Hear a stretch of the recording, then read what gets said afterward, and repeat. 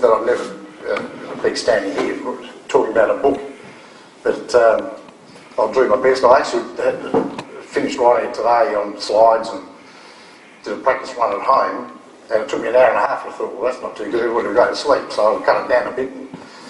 But I do have to wear glasses to read off the page, but then I'll have to look over the top, otherwise I can't see it, because it's both ways, so bear with me. But thank you very much of everybody for coming out. It's just fantastic. I am a nervous wreck, because I've been for weeks thinking, one person might rock up, might be 100, but anyway,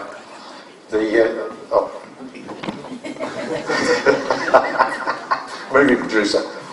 Yeah, anyway, ladies and gentlemen, first I'd like to thank the Gawler History team and its chairman, Brian Tom, for the opportunity given to me to come and talk tonight about my book. I'm honoured and humbled by your presence here tonight, as I believe this will be a special extra meeting put together by Brian and his committee. One or two things I've got to read off, otherwise I'll get myself lost. But anyway, who am I? Obviously I'm Andrew Kenneth May, and I'm a great-great-grandson of John Frederick May. My daughter Holly here tonight is my youngest, and she's a terrific, unbelievable helper. All the, not just the 6 years, but the 2 or 3 years prior to that, always sat next to my side, came to the library, helped me gather information, all sorts, because how this all came about, thanks, is that, now, if you'll see the corner, it's actually got the South Australian History Hub, so no disrespect to anybody, is that how did all this start, was that I'm like everybody with family trees and history and so forth, and it started to annoy me that there was information on websites and so forth that was incorrect, and basically there wasn't much about Frederick May, who really put Gawler on the map. So I went in 2009, and you've got to take 3 lots of information to show what was incorrect, and of course you can see what was incorrect. It's the wrong photo, and it's got here the date of birth, the death of John Frederick is the May 15th, he died the 15th of December 1897. So Holly came with me, and we went into the library, and I presented the true photos and information regarding John Frederick, and now from now on I'll say Fred, because that's what he was known as Fred May. And so that took about 3 to 4 months, because all that information was sent off to the National Library in Canberra. They look at it, they go yes, no, maybe, whatever. It came back to the State Library saying yes, what they had was incorrect, and we will change it. So of all things, I actually got this on Monday. I went into the websites and had a look around. It was the only one that poked up that still had the old, something photo and the information, but all the others had been changed over, obviously, the course of the last 6 odd years. But it'll get there. So it just happens to be the South Australian History Hub, but again, all I had to show you where I went and why I was doing what I was doing regarding the book. So when they notified me to say, rightio, what you've done is terrific, would you be interested in putting something together regarding Frederick, because there's not enough of him, even though, as most of you would know, in the North Terrace there's the 100 plaques of pioneers of South Australia, and Frederick May, along with James Martin and so forth, there's a plaque that he's one of the 100 pioneers of South Australia for what he did for this state and Australia. And so I thought, oh, right, I thought I'd just do a 40-page thing and write an essay type thing, which I can see some faces here that I do and have met over the years. Put pages together for the History Club and so forth. Thanks. So I started to research, and the deeper I got and the more I looked, and countless hours in the State Library with Holly and son James, and going through websites and purchasing books and all sorts, because when you do a book, even though it's going to be for our own purpose, it is a lot of money, and anybody that's written even a quarter of a book, you understand what I'm saying. If you're going to do it properly, you have to do, and you've got to spend $1. And because what I set out to do right from the word go was to be a factual book. It's all facts. And even over the last 6 years that I've written it, the book and bits and pieces, there's one, for example, that comes to mind regarding, well, first of all, it's the book's 384 pages, it's 400 plus photos and drawings, and it's over 65,500 words, so it's a lot of work to get into. So I'll just check on my notes here. So anyway, with the library, away I went. So thanks, Ollie. So who is John Frederick May? Well, that is the photo of John Frederick May, and good-looking bloke. I think he takes after me, or I take after him, one of the two. So the Mays came out in 1858 to Australia, 158 years ago, and it was just incredible what they did and what this bloke did. But I thought it would be easier if I just read a couple of things that are in the book, which is, there's dozens of these that you'll get to read, those that have got the book. But I thought it would be easier if I just read a couple, just to get you in the mood of what he's like. But for example, it was written that Fred May in Sun Quarters is the greatest mining engineer in Australasia, and that was written in the Barrier, New South Wales, December 1897. The death of Frederick May in December 1897 was a great blow to the firm. The deceased gentleman was a mechanical genius. That's from the book, The History of Gawler, E.H. Coons, MP. We all know who that is. Mr. May is essentially an inventor, and he has not only introduced new machinery, but has greatly perfected old machines. For this gentleman, in having an inventive genius, the South Australian Advertiser, February 1879. Frederick May, whose name is well known to all mining men in these colonies, as that of a clever mechanical inventor. It is possible that no one in Australia has done more than Frederick May to render the operations of a miner and agriculturalist easier and cheaper. The Inquirer, Commercial, Perth, January 1898. So, and that's gentle. I could have pulled out the absolute canons of things that have been written, but he was just well known all over Australia. It's just amazing. Thanks, Ollie. So where I'm going to start is the journey. And first of all, it's incredible how things can happen. For 158 years, we've always believed when the Mays came out in 1858 and arrived December, 6th of December in 58, free passage. And with free passage, you can only come out if you had work. So within 2 weeks they were starting at Borough, which is this photo here.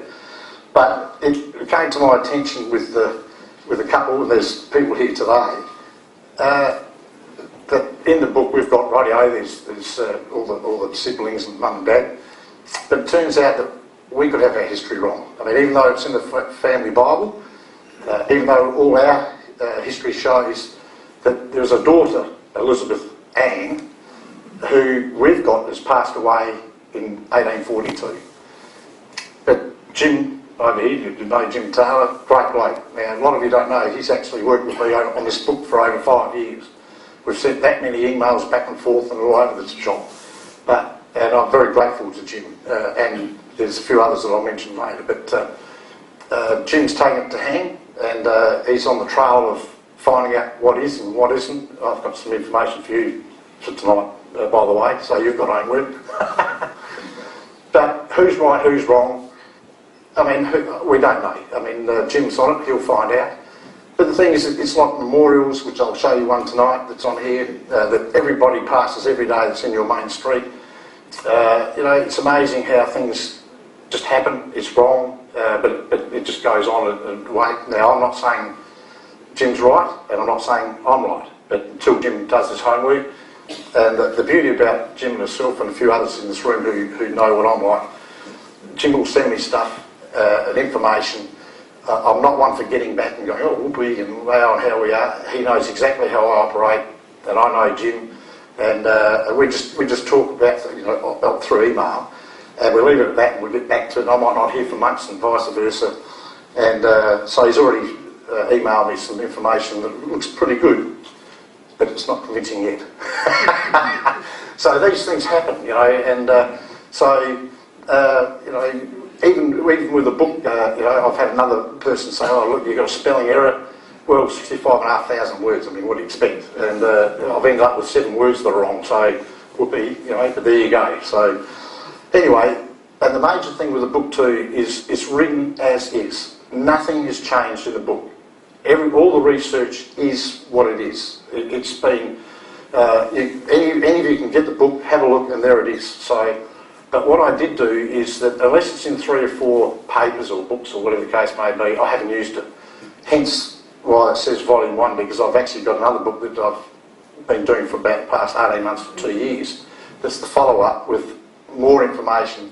It'll contain a lot more of James Martin's foundry and so forth, because there's a lot of photos, for example, of James Martin's foundry that I honestly believe is not James Martin's foundry, but it's May Brothers' foundry. But again, I've got people that would be helping me with that, and Rod over here that is looking at his cup of tea. Want another one, buddy? Yeah, so I'm catching up with Rod, and then there's Graham here. Graham and I have known each other for, 5 years now, and a bit longer, and he's the movie star that's with me on the ABC News. So anyway, what we've got is, when they arrived, they moved out to Burra, and Frederick May, that of course, and just here, I'll point it out because it's in the book, but that building right there is the Morford engine house, and when the Mays arrived, Henry the father, Fred, William the oldest brother, and Joseph, they started the mine. There's Matthew and Alfred at school. Anyway, it came to the attention of Captain Roach that Frederick May had a bit of an inkling of engineering and how to put a motor together. So he actually put the motor together and got it going, which hadn't been sitting around for quite a while. And that was just, for example, it's like me getting a box of a motorbike motor in the post, and I give it to Holly and say, put it together. Well, it just never worked. Well, sorry, Holly, but yeah. So yeah, it's and when you think this is back in 1862, it's amazing. So from that, it doubled his wages, and all of a sudden he got a bit of a name for himself around the area, because the mines were looking for engineers. They're looking for people that knew how to put a steam engine and so forth together. So from that, they doubled his wage, and thanks, Holly. So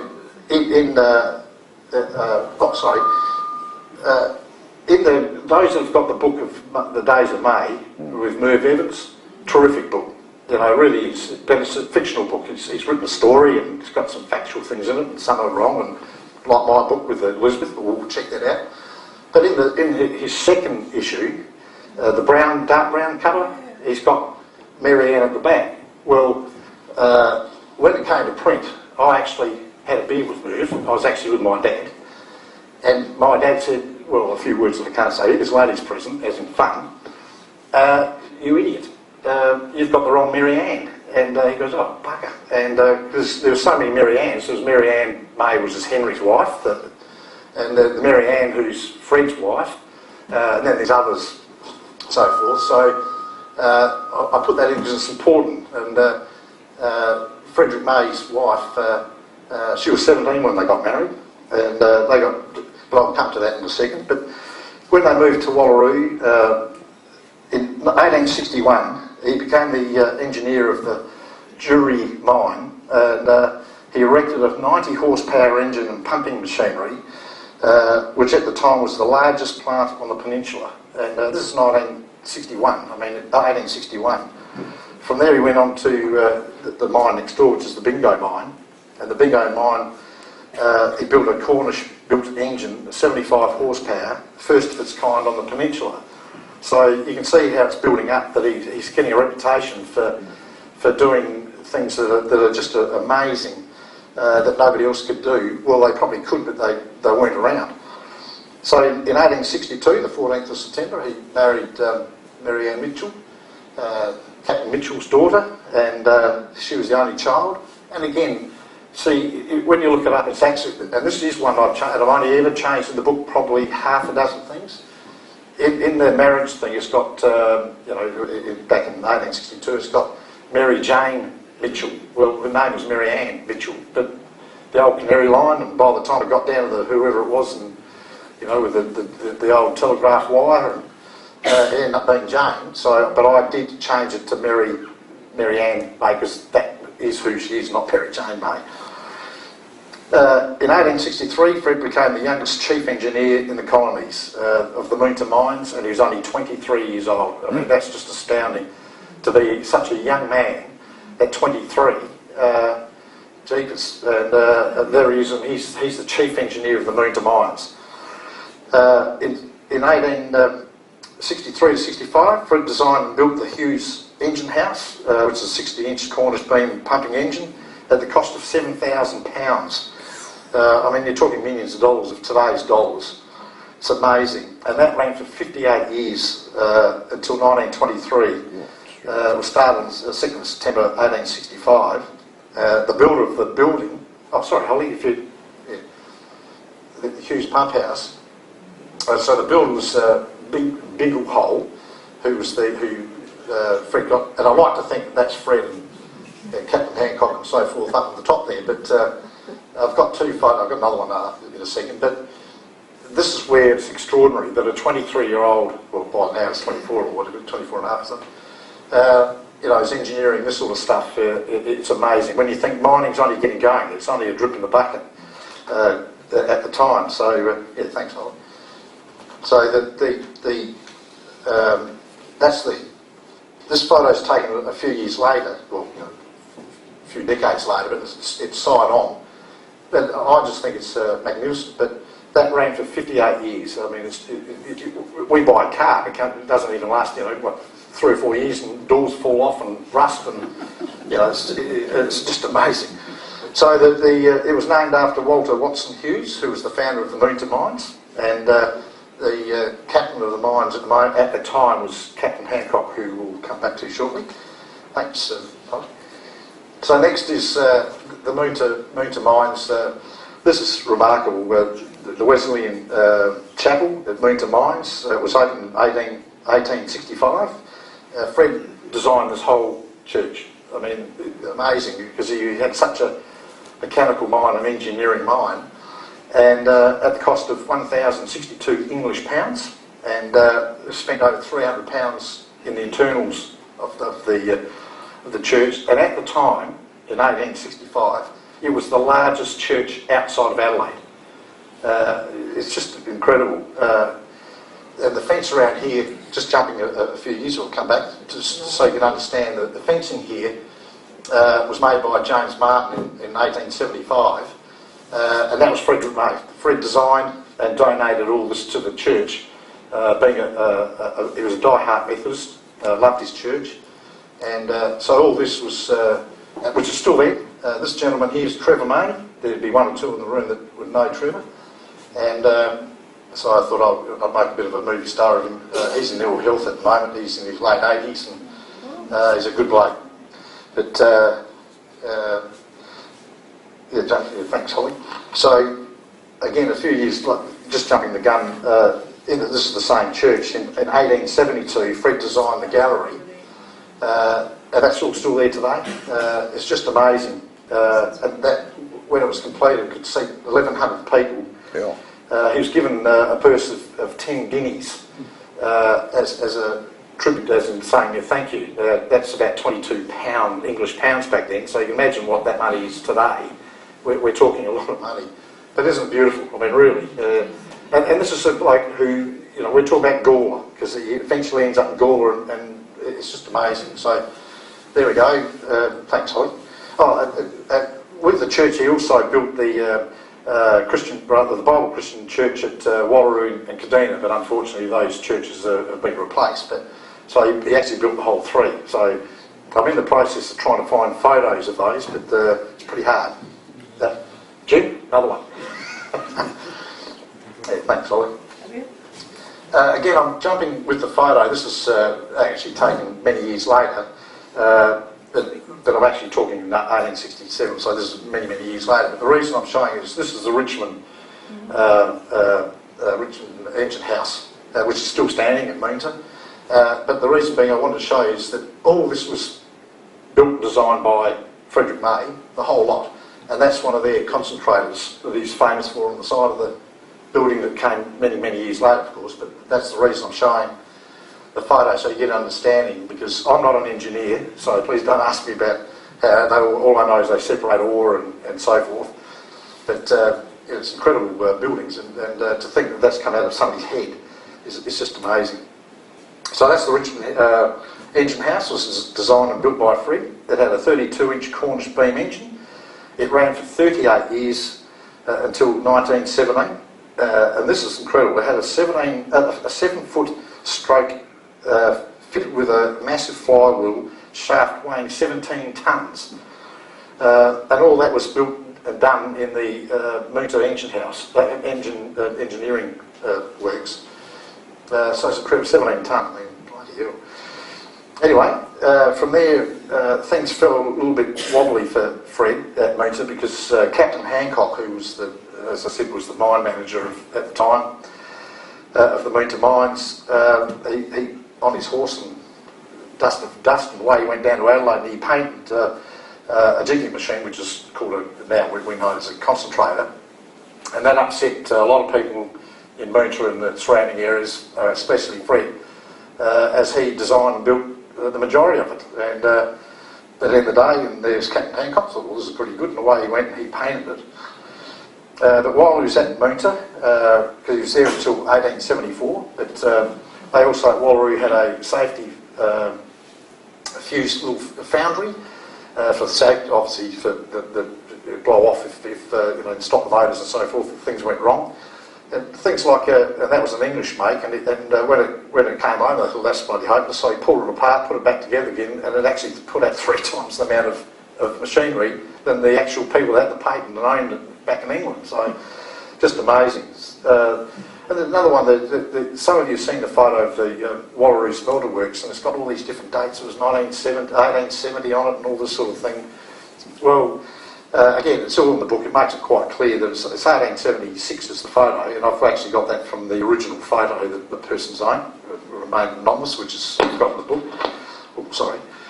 But in 1873-74, the winding gear, the crushers, the tramway, which is the length of the works, were all made and designed by Fred, except for the engine that always came over from England. And it was all made in the Moonton engineering works. I mean, it's amazing. So for those that know the photo, because if I put all these photos up, I'll be here until next Thursday, and you'll all be hungry, and you'll be telling off and all want to go home. So I can't put up everything, but if you buy the book, there it is. Another one, it's incredible, and everybody should be very proud of in Gawler and so forth about Frederick is, and you'll see it a bit later, there's a photo, but he built a new stamping machinery, which is 2 heads, and the rod's been connected with springs, and they're stampers, we know as batteries, for the blokes in here, and the girls that do know what I'm talking about, and we've got some coming up later, but he built it with springs, and that went Australia-wide. They all got rid of the old battery, they had no springs, no nothing, it was just thump, thump, thump, because you can imagine the motion of it coming down and the springs back. So they got a lot more work out of their batteries than before, and that revolutionised Australia, and that went all over Australia, in actual fact worldwide. But from there, the Moonton Mining Department was the most advanced in Australia by the time he left, and that's incredible, and that's in print, so it's in the book, it's in the papers, and if you want to look it up and all those sort of things. Because a lot of people don't realise that Gawler was the largest industrial city in Australia, right up until Newcastle in New South Wales was built. But for many, many decades, Gawler was the industrial capital of Australia. And again, we should all be very proud of that, which we all are, but that's why you're here. But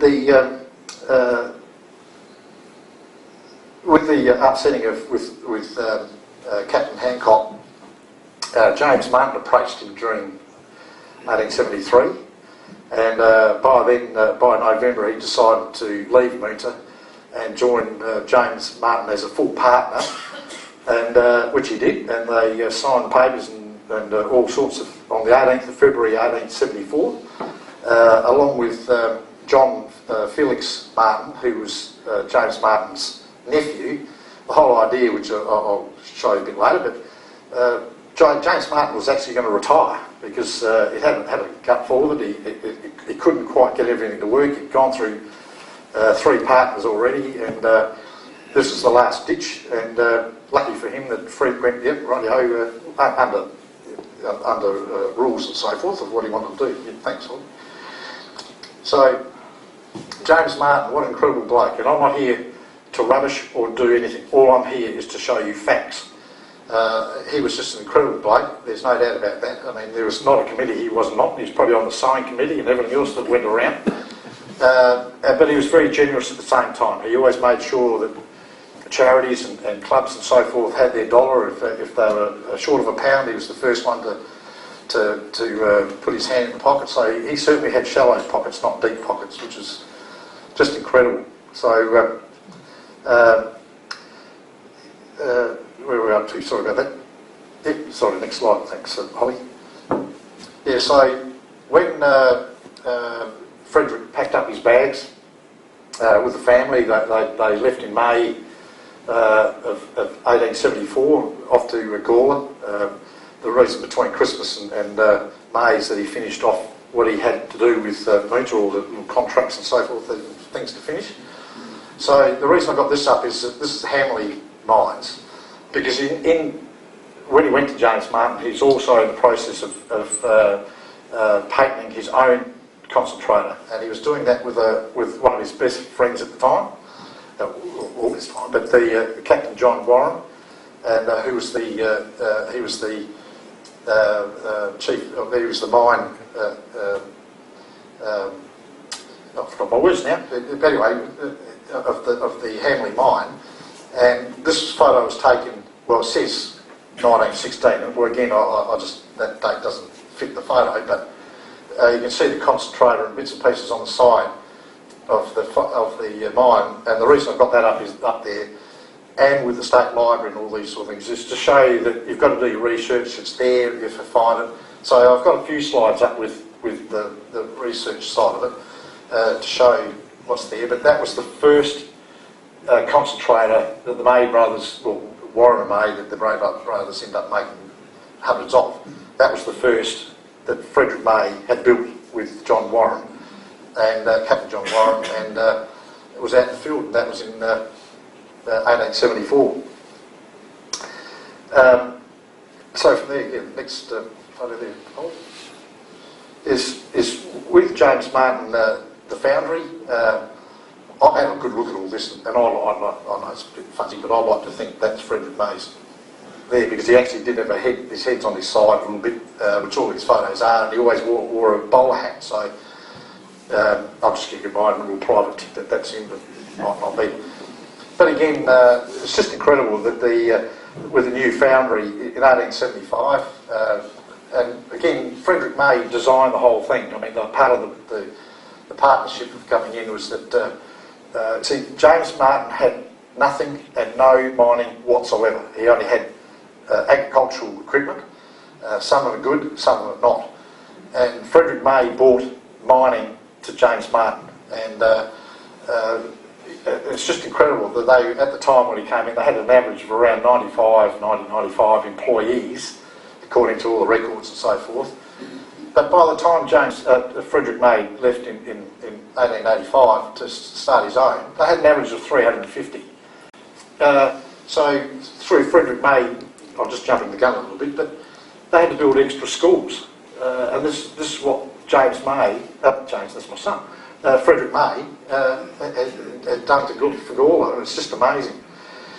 In 1878, while he was so forth, he also patented a wood planing machine. I love this one. in England, they got a Ransom Co. lathe sent over from England, and Fred wasn't happy with it, so he completely stripped it, put it back together. It was putting out 3 times the amount of material than what it was, what they bought it for. From that, every woodwork shop in the colony of South Australia and Victoria bought a machine and had Fred altered it, and that's back in 1878. It's just amazing. So I don't know how many wood shops there were. It might have been a dozen, it might have been 2, I don't know. But still, it's a lot of work. To think that you know, the engineer back in England must have been a bit cranky, thinking that why didn't I think of that? But there you go. In 1879, oh yeah, the employees, we've gone through all that. So yeah, next slide there, Holly. Holly will go through this in 1879 or prior to that, from that 74 through. Frederick May redesigned all of James Martin's agricultural equipment, and the whole lot. And in 1879, I went off to the Sydney exhibition, and this one, as you can see, won first prize at the Sydney exhibition. You know, it's incredible. Yeah, next one there, Holly. And this went off to the show as well. Didn't win a prize, but I still put it there because it improved plough. Yep. So it improved scarifier. Yeah. This one won a first prize and they patent safety gear in chaff cutting. And of course the safety gear, we know of that one, went through anybody that built farm machinery, they added this to it. Because you've got to think of patents those days, all you have to do is change a bolt or make it a different colour and it was a different machine. It's not like today, you try and do that and you've got Buckleys, but so somebody just had to put a 4th leg on it, or 3 legs on it, or something, and it was classed as a different patent. So it was very hard to hold on to things in those days, and very expensive, which it still is today. Yeah, thanks, Mike. Of course, this is the classic. We all know this. The improved reaping machine with adjustable bearings. Again, that went well wide, all the bearings and so forth. It was just incredible. Again, Frederick May, that won first prize at the Sydney exhibition. Yep. This is 1879. The Gawler fire brigade had actually collapsed. It was sort of non-existent. Had broken down an old cart.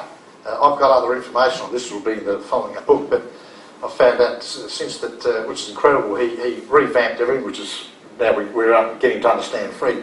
It's incredible, and they actually rejigged the pump so it put out more pressure. So instead of going 10 feet hypothetically, the water would go 20 feet, at least to get to the fire. That's Frederick May sitting right there, the first to the left. And as you can see, the head on the side, which my father, it's a trait that all the Mays have got, or most of them. And I've since found out who this gentleman sitting next to him is, and I'm trying to find these two here. Of course, there's another photo, but again, I can't show all the photos, otherwise we'll be here all night. So, yeah, thanks, Holly. This is, you've all passed this, you've all seen it. You know, it's unbelievable. And here you can see it's got 1871. Well, I can tell you, even as I was a kid in Gawler, I mucked around in Sunny Bray, I was up here with my grandparents and so forth. And my grandfather would always get cranky, blah blah. Because in the book you'll see the first smelter of iron in this state was in 1879. It was Frederick May. 300 people rocked up at the James Martin foundry for the start of the motor. It was the first, and he built the first motor engine. You know, it's an engine, and it was for the foundry. And with this, they actually put the remainder of it together, which was donated. Of course, it's always got, you know, James May, because he's the thingy. But it's not 71, it was actually 1879. And the other thing is that you can see the little fencing bits there.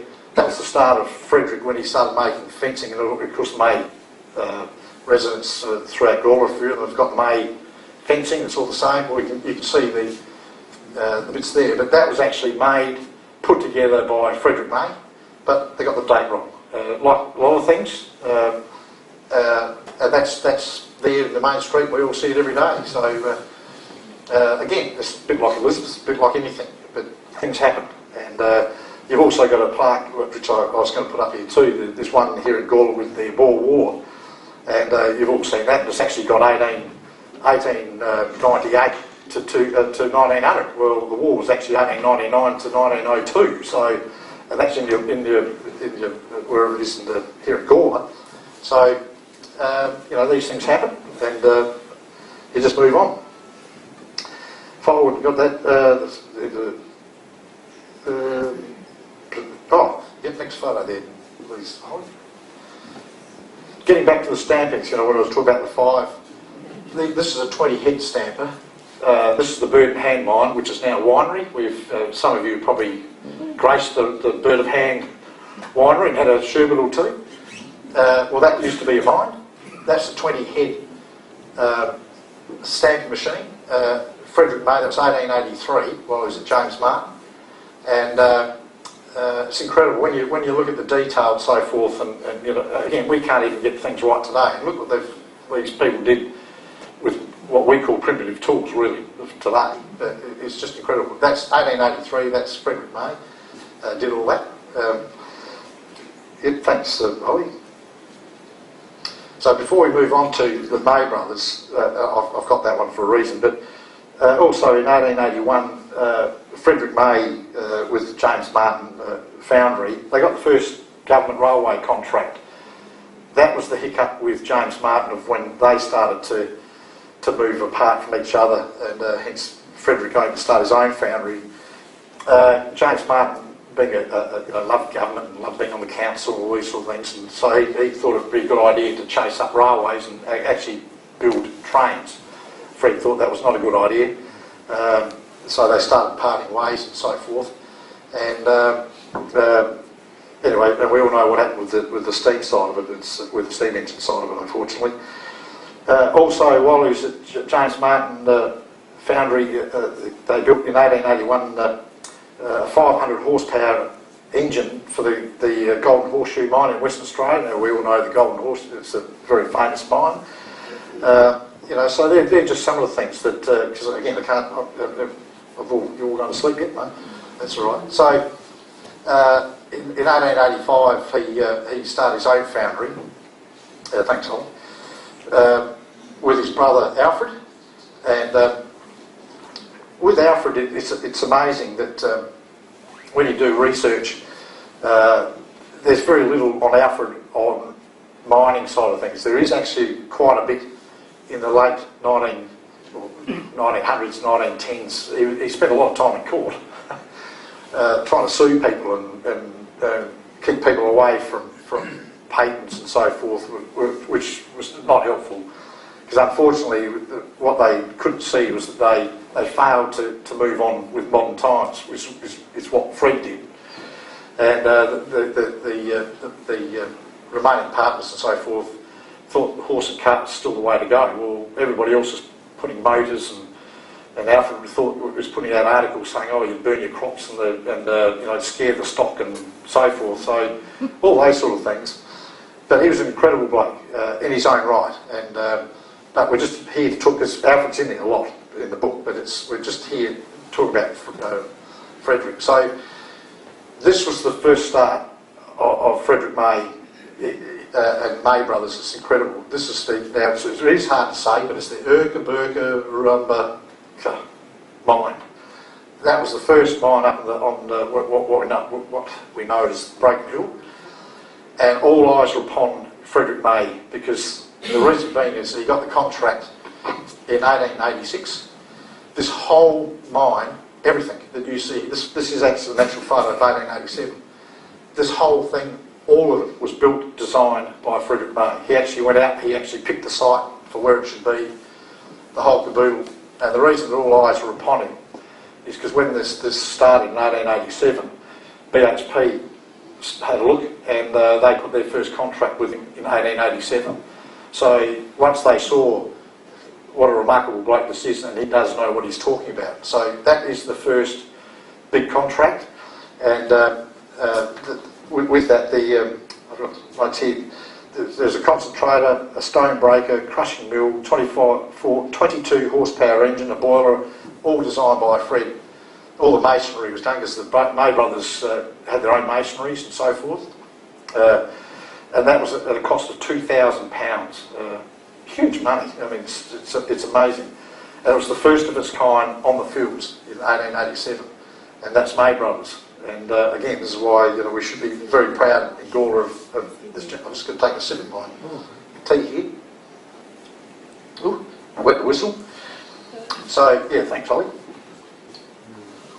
So this is Port Pirie, and so I'm just going ahead a little bit because otherwise we'll be here all night. This was the largest chimney built. May Brothers actually built the largest chimney for BHP in Broken Hill. It was 190 something feet, and then they asked them to build the chimney at Port Pirie, which is the start. This is the railway line coming down. There's a bloke standing on the top of that's 32 feet across. Incredible. Unfortunately, it's pulled down now, and that ended up being the largest chimney stack in Australia up until 1930 or something. Again, just by looking at it. But it was 206 feet, and that was built by May Brothers. Also at Port Pirie, because a lot of people don't realise they had a foundry there. I mean, and I'm serious, a lot of people, and I can guarantee a lot of people in this room didn't know until they've either read it or in the book or so, or I'm talking about it now. But they started a foundry in 1893, they sold it in 1901. And but the reason they did the foundry is because they built everything for Broken Hill BHP. All the companies they built the largest furnaces at the time in the world. They built 8 of the 13 because they had to get other crews in to help get it all finished. But they were at the time were the largest furnaces in the world. May Brothers, Frederick May, Gawler. Astounding. They also, and those furnaces produced 25 tonnes per day. They also built all the kettles and all the other. I could list off for everything, but the kettles with the big, what you see with the big hooks and they lift up, and they were 10 feet in diameter, so they were huge. Also in 1898, the largest export of machinery was to be placed outside of Australia was May Brothers. It's just incredible that in October 1898 it was bound for New Caledonia. The May Brothers were so thinking about making sure it got there that they actually hired their own boat. They all went down to Port Pirie, stuck on Port Pirie, and away it went. And it was the first export of machinery to anywhere in the world other than England from Australia, and that was May Brothers right here. Well, Port Pirie, but right here. Thanks, Holly. This is obviously many years later, and that's the stack finished here at Port Pirie. You can see it's monstrous. And there's a train there, and you can see, it's tiny. It's a whopping great big thing. So I just thought it'd be interesting. But all the foundry, again the furnaces, are all built by May Brothers. Just incredible. Yeah, thanks, Holly. So you've all seen this photo. Again, this is another one of my favourites of all the 400. I love it. The criterion at the back. But you can see the May Brothers foundry at the side, and you can faintly see May Brothers written on the top. And unfortunately, every photo I've found of May Brothers is either a tram in front of it, or a train, or something. So if anyone's got one of it, there it is. That'd be fantastic. But yeah, you can see it all loaded up. That's 1896. Magnificent machine. Thanks, Holly. So there's another one. This is 1920, when the Prince of Wales, people would be thinking, why the Prince of Wales? Again, because it's the largest industrial city in Australia at the time, so the Prince of Wales. And when you think again, this is May Brothers, so now the May Brothers are having an average of 350. You're talking about 2 foundries that had around about 800 people working, that Frederick May bought to Gawler. It was his inventiveness and with his agriculture and mining, which is just astounding. So all these schools and all these things were built, and as we all know, with the Riggs family, with John Riggs, with the blocks, it's called the block. You all know that. Some of you probably live there, but the blocks, because they had to cater for all these people coming to Gawler, and this is all Frederick May. And if there's, I heard Brian saying earlier about parks and cleaning. If any town needed a monument stuck up, of somebody, it's Frederick May here in Gawler. Whether it's a bust or it's a, there should be certainly something put together where it might take 2 or 3 years to collect the dollars. I don't know how much a statue costs, but he's just a remarkable bloke. And but he's one of tens of thousands of Australians that have been bypassed until something happens like here. It's so he's not forgotten now, but so that's the founder again at the side there. You can see there's a dirty great big trams rocked up all the people to come and see the Prince of Wales. And again, there's other things about the Prince of Wales, because Alfred's daughter, she had the prize-winning show horse that won over 300 national titles throughout Australia, called Bayard, and the Prince of Wales actually rode that wherever he went through Australia. They lent him the horse. It was the only horse that he'd trust, and that was Alfred May's daughter. Anyway, yeah, next photo there, Holly. This is amazing. This is the oldest working machine. This is in New South Wales, and I'd also like you to take note of what the machines look like over the next 3 or 4 slides to make a point. But this was taken not long ago, the photo, and that machine, as you can see, actually works, and it won't. Graham will be happy to hear. It won't go one lap and fall apart, buddy. This one, this one will actually go 3 or 4 laps before anything. But beautifully restored. I've got many other photos of this particular machine, and I've got a photo of the gentleman that owns it. It's about the only photo outside of a May that's in the book, purely because it's just such a beautiful machine. The guy that owns it is 89. It's his pride and joy. He's a private collector. He's got all this machinery. It's just fantastic. Yeah, thank you, Holly. So that's New South Wales.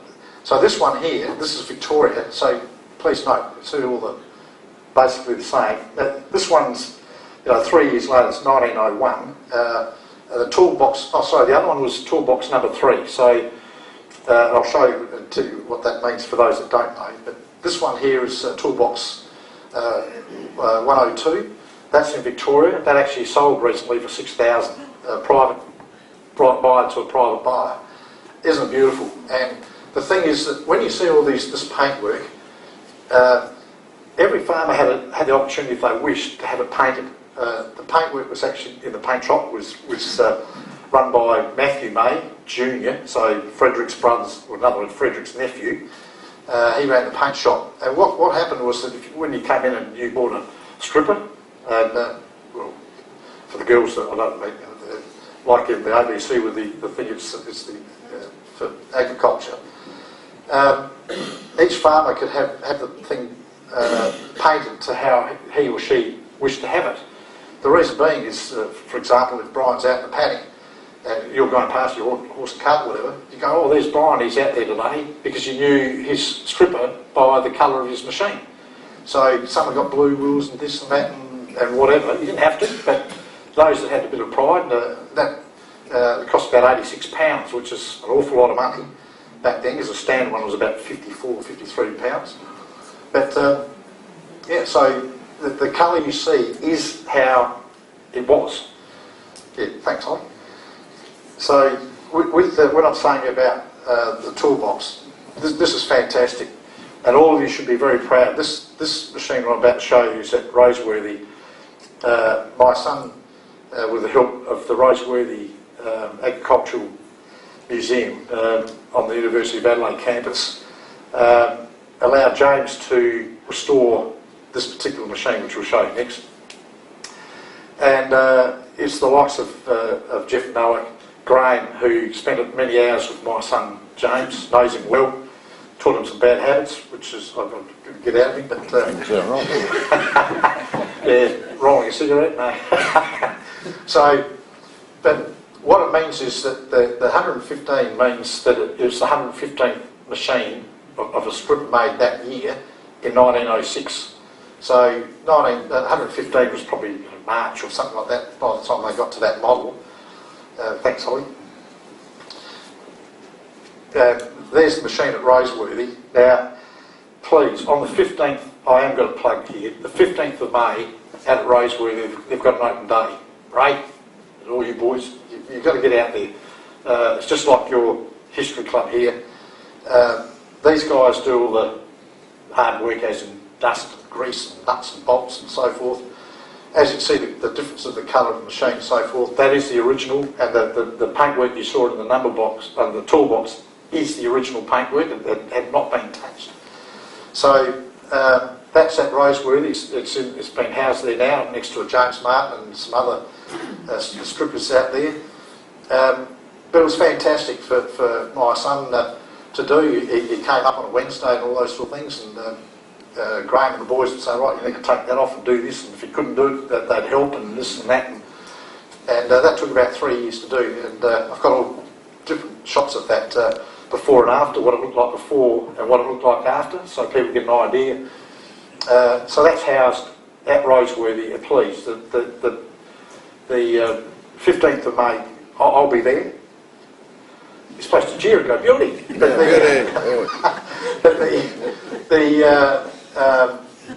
that's the 15th of May, please, from 12 o'clock to 4 o'clock. You know, it's only an hour from here. You know, by the time you get out there, have a look, and if you can't come back with 1 hour, it's far better than watching Daisy Lives or sitting on the back porch or something. You come and have a look. They need your support. And I'll add to that, and this is on a serious note, the Adelaide the University of Adelaide, we're having looks at it that they might close. They might, fiddle around with it. The boys were finding it hard to get $1 in the first place out of the university, or it would take ages before it'd come, and because they're not allowed to take money at the door. You know, it's all voluntary. So if any of you guys and girls, on a Wednesday or a Sunday, want to volunteer for the club, the boys really need you. There's a half a dozen of the best blokes you'll meet out there. Well, obviously you know them in the town, but we have a laugh. Their lunches time is just an absolute hysterics. I love it.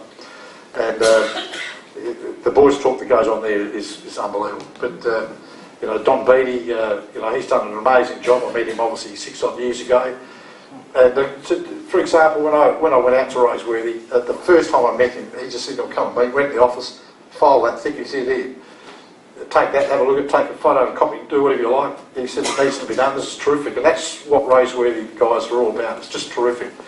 And again, before you go, we've got some cards of all those that want to have a look on the website if you haven't seen us on the ABC News, because it's remarkable what's happened. But I'll better move on, otherwise I'll get stuck with that. But Jeff Noack and Graham and Nick Round and Philip Reading and Don Beattie, Ron Stevens, Michael, I hope I get this right. I never get it right with him, but Secafin. Secafin. Yeah, again, thanks, Graham. But they need you guys out there, honestly, and they help you. They don't just give you a toolbox and go, "Here, go and wreck that." You all work together, and if you can do bits, that'd be fantastic. Thanks, Holly. This one's great. That's a 25 horsepower May Brothers motor. That had a 12-inch bore with a 24-inch stroke.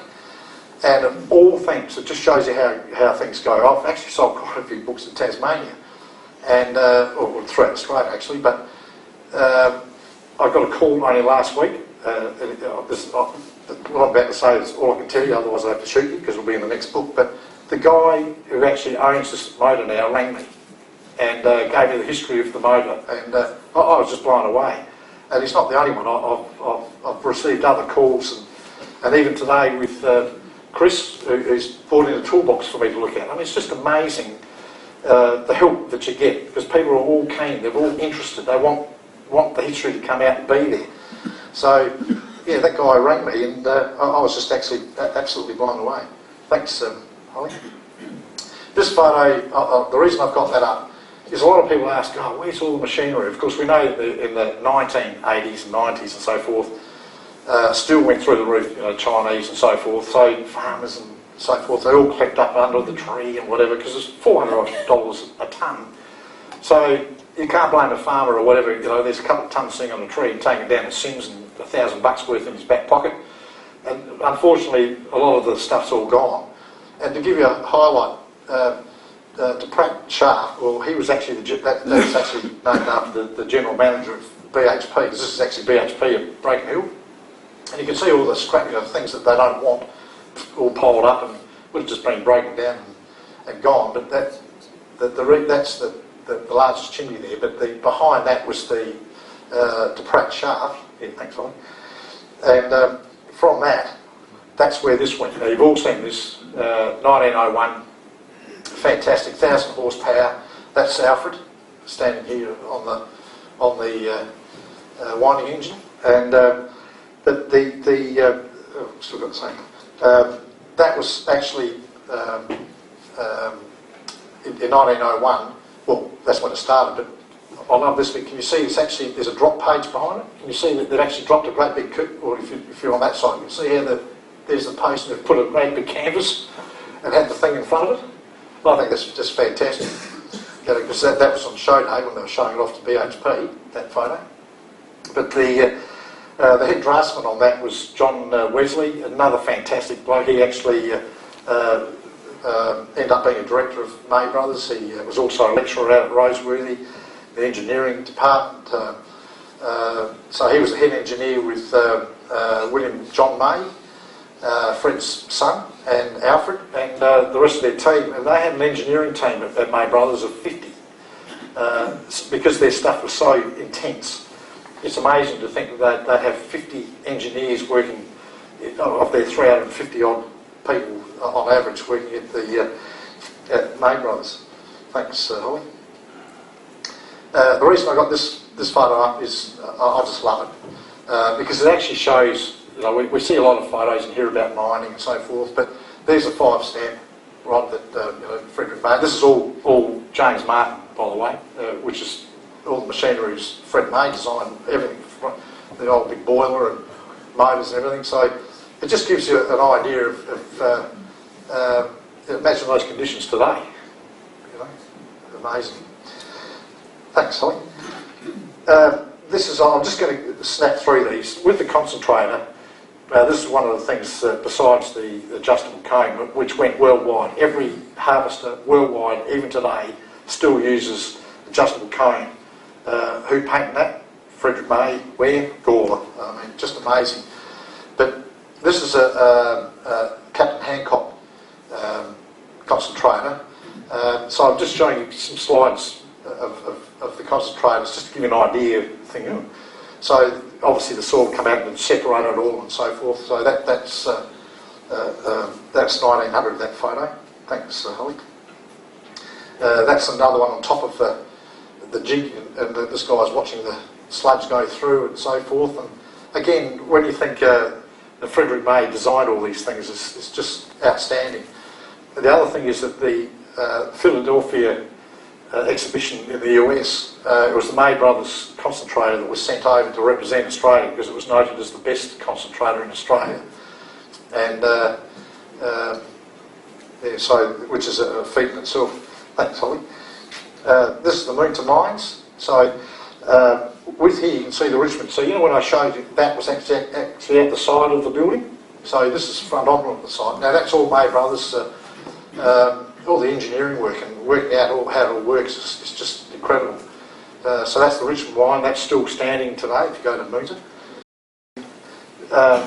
Again, a lot of people didn't realise. They just went, it's Frederick and Alfred. Well, wrong. The family always knew, but Alfred May, unbelievable bloke, for what he did and so forth. As a junior partner, he actually left Martin's in July of '85. He did his apprenticeship at the Moonta Mines, the engine house. He had to finish there before he came over in 1875 to Gawler. But there's 15, 16 years difference between Fred and Alfred, and he needed eyes at the back of his head, and hence Alfred was there, because there was, in the book as well, as you know, Wallaroo, the William Henry May, Wallaroo is Fred's and Alfred's oldest brother, and he bought out a foundry in Wallaroo and stayed there because he lost an arm while killing a pig with a friend. And there's no doubt about it that William and Fred would have been together, because they did everything together. And William was also in the engineering shop there until he lost his arm. This gentleman here is William John May. That's my grandfather, great-grandfather. So that's Frederick's oldest son. That's Sarah May. This bloke here, that's my grandfather. That's Ken May and Morris May. And this girl here, which is in the back of the book, that's Alexander May. And she only died 10 years ago, just short of her 101st birthday. And in the book it's got, you can see me having a cup of tea with her and so forth. So, because Sarah fell short of her 100th, she died in her 99th year. So at least her daughter got there. Not a bad effort, is it? And yeah, so the next book I will actually have a little bit on her with the Queen's letter and so forth. And this is Frederick May Jr., Fred's second son. He ran the Port Perry foundry there until 1901. Fantastic bloke. The thing is with all this is that when it went, the reason it went limited was William May in 1906 decided to sell up out of May Brothers. He actually tried to get Fred to come with him, but he stayed. And the reason being is you could see in his eyes that it was going the wrong direction. Well, as it turned out, it all was. So for the mining, for their foundries in Gawler, but so they bought out his share, and Frederick decided to stay on. And William invested heavily in Gawler and bought shops and so forth. There's something you would know. And they changed it to limited. So Alfred became the chairman of May Brothers Company Limited. Frederick was on there. John Wesley, who I was talking about earlier, became a director. Their oldest employee, their first employee, Frederick Ayres, I've got a photo of him in the book. He became a director. He started in the 1st of October 1885 as a wheelwright, making wheels, and went through the whole ranks and ended up being a director, and he was there until the end. There's another gentleman who was their bookkeeper, became a director, but he actually died, unfortunately, a couple of months after being appointed. So, yes. Alfred, he died, he was 68. William was 81, and Frederick was 70 when they passed away. Thanks, Hon. I've got this up there because I'd love to see this in colour, in its true colour. This is about early 1910s with the harvester, with John Wesley and Alfred and the other Fred Ayres and so forth. Beautifully presented machine. You can imagine the paintwork on that. It even looks great there. If I get a bit of a fuzzy out of it, surely you can imagine what that would have looked like after you've seen the colours of the other strippers and harvesters. Thanks, Holly. Yours truly, and this is my son James, again, who we've just talked about, who did up the machine. He's actually home, well, he's married, but he's not here tonight because we actually start at 5 o'clock in the morning every morning, so I'm going to be very tired tomorrow. So he's holding the fort until I get there in the morning. But the reason the book and the reason, Brian, it was just incredible, but with being here, it actually, the first mention of the Gawler History Club, would you believe, was actually Graham. When at Race Week, he said, "Oh, you guys, they'd love this." And I thought, look, the book's only just come out, and the book had only been, what was it, about a week, I think. Graham, I came and saw you guys, because Graham and the guys were the first blokes to buy a book, because I hadn't released it. It was only released on the 4th of February this year. And within 2.5 weeks, it was on the ABC News that went national. It was on every country program and so forth, Australia-wide. And when they rang Simon Royal, we all know Simon Royal, and I was just blown away. I actually thought it was a joke. And but he said, no, we've heard about this book. We think it's incredible. When he read it, as in parts and all sorts of things, doing his research, he'd already gone out to Moonta filming. He'd already been out to Burra to film, because it's going to be on landline at some stage. A half-hour special on May Brothers and Gawler. So if you've seen a crew wobbling around the place, no, it's not Paul with being a sneak and flying around with his camera. It's a different crew. So smile.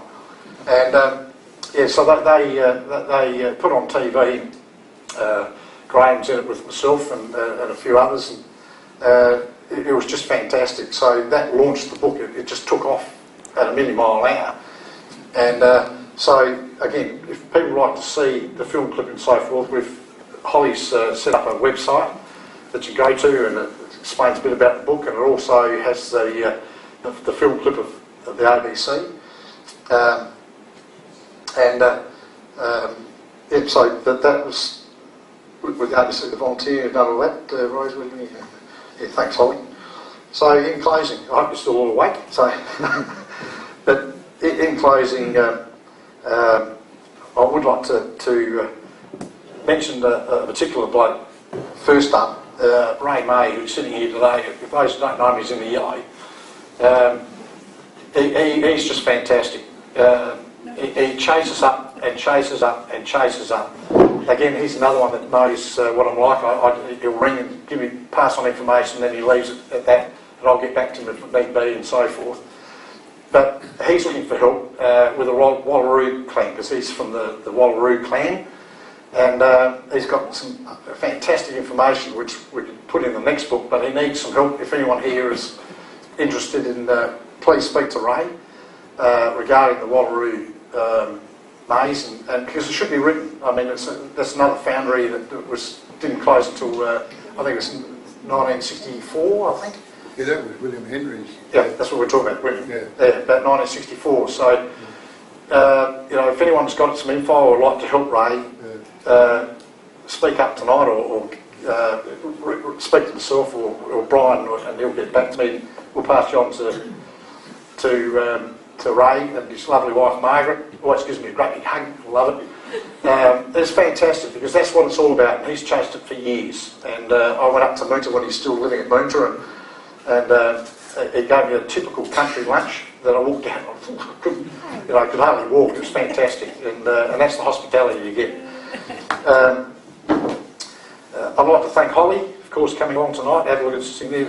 She's finished uni a couple of years ago with honours and double degree masters, and she's now with Brand South Australia, and she's the coordinator. Well, you're an event coordinator, puts people together and does all those things. So I'd like to thank Holly. I can't say enough in front of all these witnesses here that the work that she's put in is amazing. And yes, we have one or two little arguments. Oh, come on, I need you to come. But Dad, I need to go. And I said, come on. Drag her on, sit her in the library and all that sort of stuff. It's just fantastic. And the same with James, that the son, the spotting of machinery and all the other things that he's done. It's just incredible. But in closing, again, I'd like to thank Graham for suggesting in the first place, and then Paul. You're not going to get out. It was funny. It was the following week. There's the Anne Richards, who you'd all know. Bought a book for the library, which was fantastic. Didn't even blink, just bought it, suggested by Rod. He bought one and took it up to the library, and she said, yeah, we'll buy one that day. So I had to come back up to Gawler. And while I was doing the book, Paul was there, and he goes, oh, you're Andrew May. Out with the camera, happy snap, which was fantastic. But then we ended up out in the street talking for 3/4 of an hour, and he said, you've got to come to the Gawler history. And I said, well, funny about that, because I didn't know, obviously, the full extent of it. And Paul got on to Brian, who sent me a lovely email. Then we chatted on the phone, and I have to say he's a nice bloke. So I have to put that in there. $10, thanks. Yeah. So, but I'd like to thank Graham and Paul and Brian for the opportunity to speak here tonight, and the committee and all the members. I thank you for your time, and thank you for listening to me.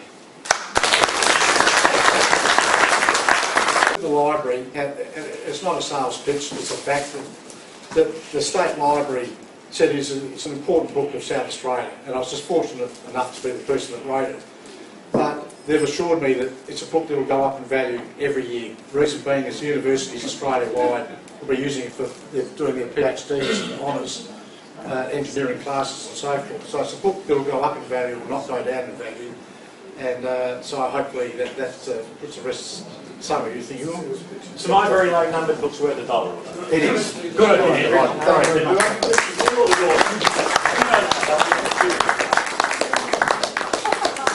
Thank you, Robbie, for the vote of thanks.